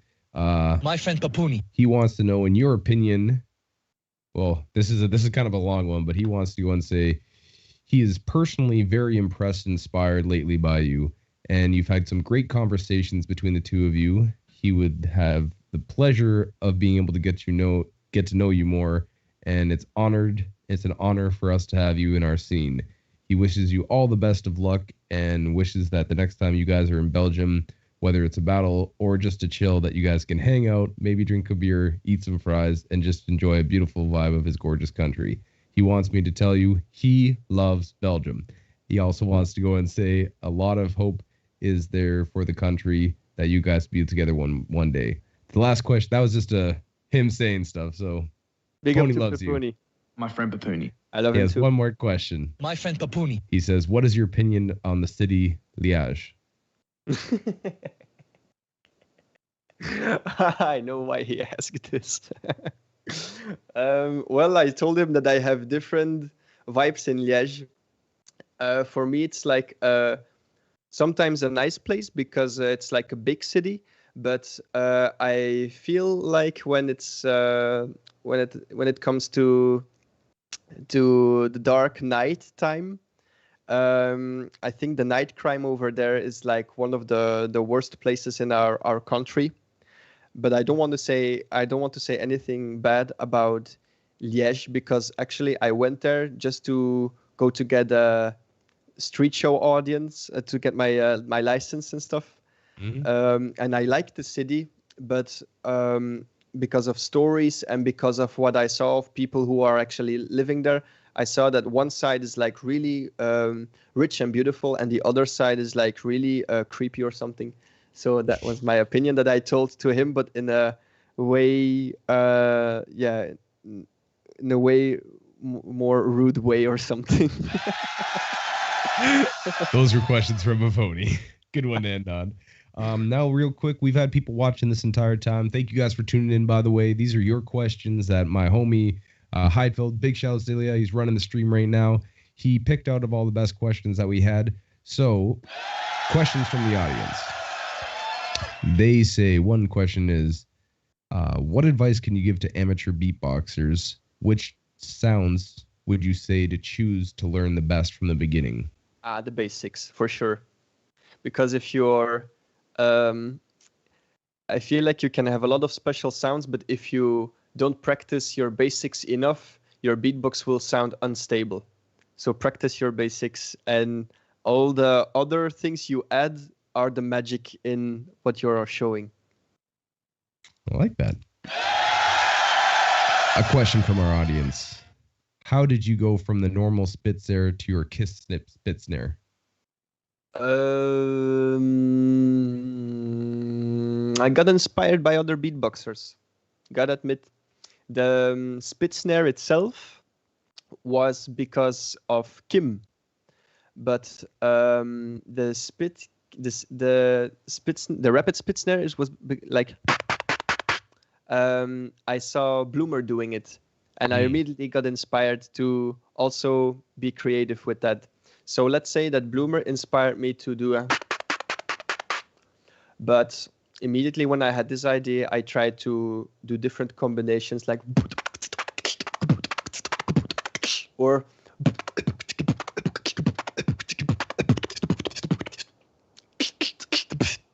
and those things. Let's go. Another question. Apart from beatboxing, what are your hobbies nowadays? I read books a lot now. Every time when I finish a book, I try to read a new one. So let's say one of my favorite books for now might be The Alchemist. The Alchemist might be my favorite book until now. So let's say reading. What are you currently reading? Currently, I'm reading The Art of War. I'm still on page 50. You know this book? Yeah, Shang Tzu.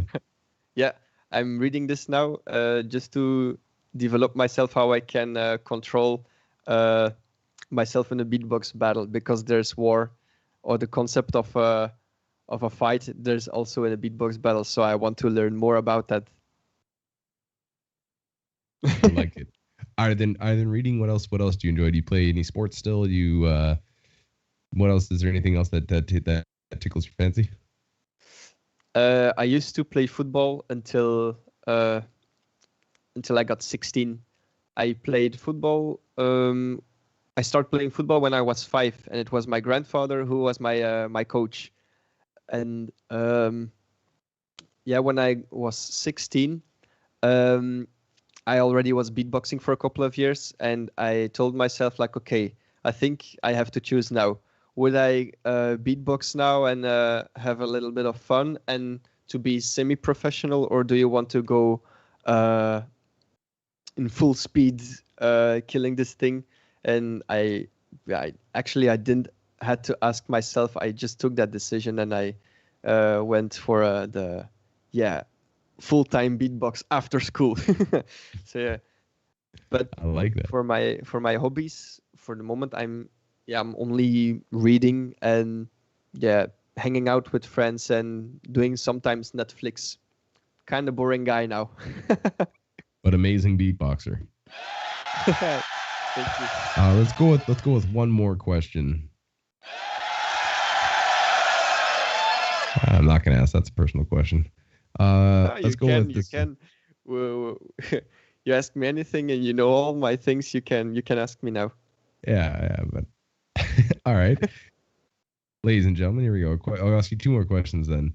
Now I'll weave that one in. How long have you been dating your girlfriend? Almost 7 months now. Well, she's basically here, but I don't know if she already asleep or not. No, she's still there. She's still there. Tell her hi from the beatbox world. Hi from the beatbox world. And Scott Jackson. She say hi back also to Scott. All right. Let's go with one more question. Final one will be from our audience. Which artist has been your biggest inspiration for your beats recently? Ivy Lab, for sure. Okay. Ivy Lab, right. And Ivy Lab and Alex Perez, and he's a Belgian. All right. Ivy Lab, Alex Perez. Those are the questions that we had, and I'll be trying to go and find those out. Try to go listen to where you're getting some of your inspiration from. But ladies and gentlemen, once again, here live and direct with Mr. FootboxG. People have been asking this the entire time. The one last thing that we're going to ask you to do, because it's time to get busy with it. You're already getting the microphone ready.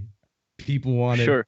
We're going to deliver right here live and direct on Beyond the Beats. Ladies and gentlemen, FootboxG about to go and smash up a microphone. You already know what to do if you're at home. I say the 3, y'all say the 2 and the 1. Show them what up in 3.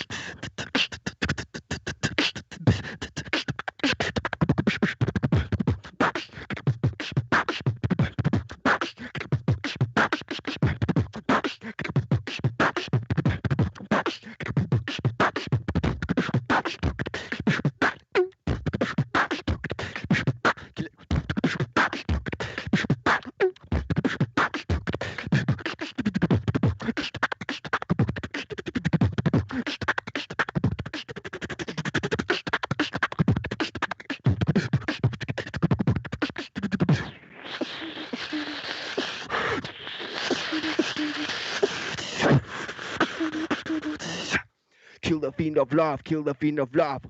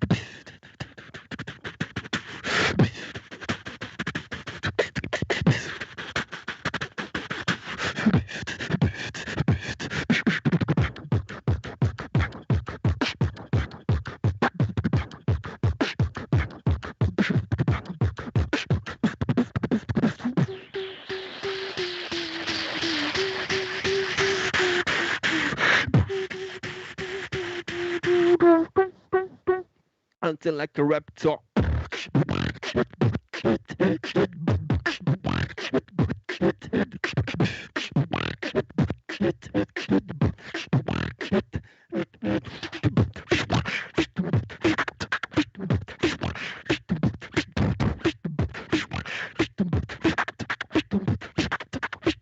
Hunting like a raptor.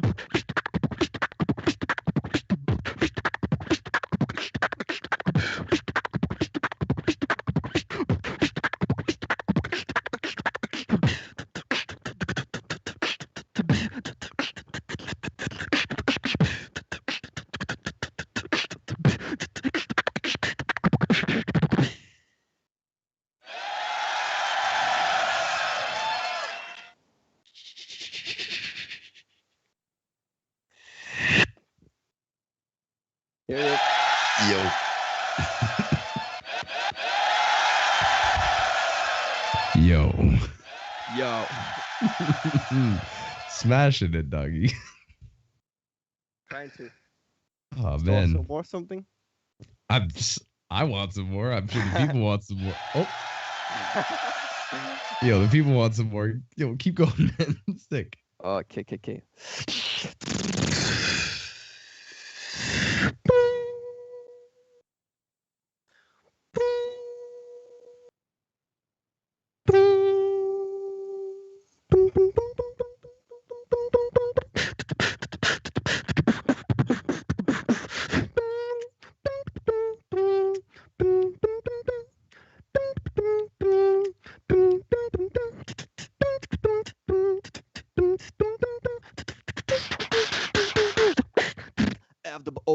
FootboxG, ready to control with big energy. Yeah, come on, let's battle. I'm a war MC. I'ma kick them down with the flow. You'll see.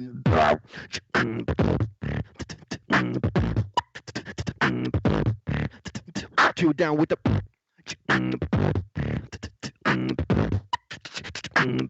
Kick you down. Let me change the flow.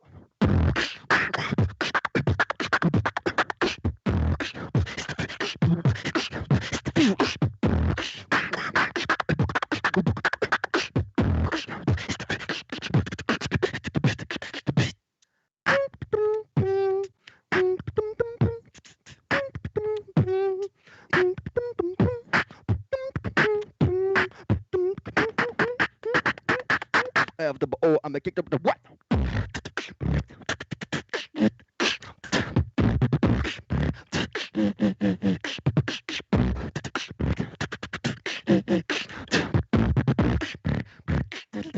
One more time.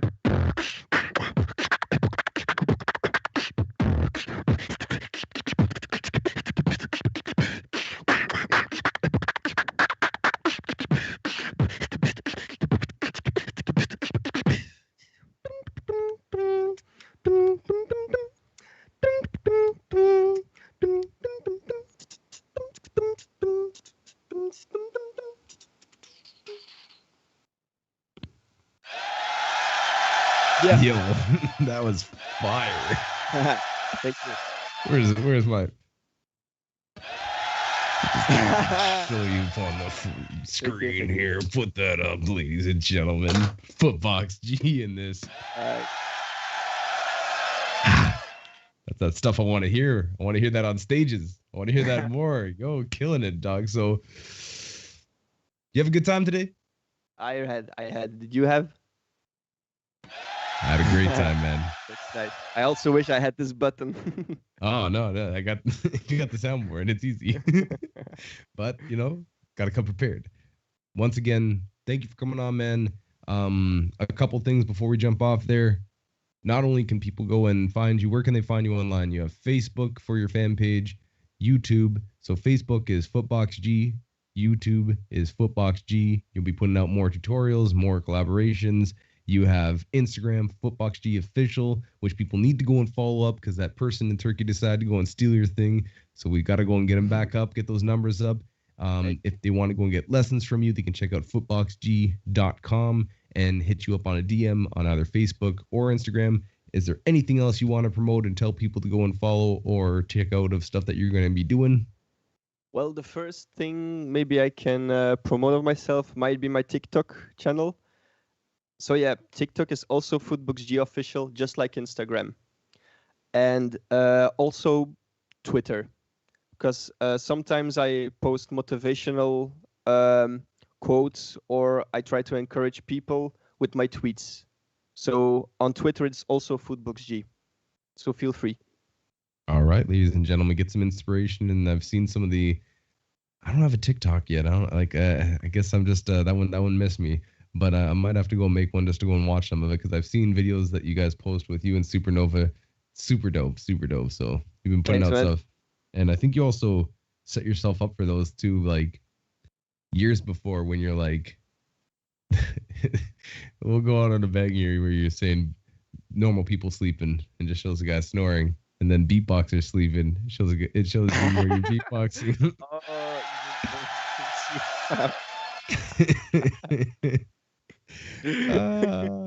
Or what's the last one? This is something I forgot. I missed that. I missed my little thing I was gonna say. So how does your boy MP Man feel about your new collaboration? This is Beyond the Beats, ladies and gentlemen. If he's watching now, I would say hi, MP Man. Really. Big up to MP Man. Really, really. This guy from my neighborhood doing mad things. Once again, straight up, go and follow him up, entertain yourself, learn some stuff, support him. He's got some crazy stuff coming out, crazy stuff that he's done, more battles to be done, more lessons to be taught, more people to go and collab with, more people to go and inspire. And I genuinely say that part you were talking about of why you like teaching and things that beatboxing, aside from the skill itself, one of the most positive and beautiful things I've had on this day, on this show so far. So thank you for that, brother. You're welcome. Thank you too. Ladies and gentlemen, I'm Scott Jackson. This has been Beyond the Beats, episode 30 done. Stay safe, stay healthy, all those good things. But with that, I'm going to be signing out and saying tune in next week and find out what's happening. Beyond the Beats, FootboxG. Much love to you. Much love to you too, bro. Ish. And that's Ish time.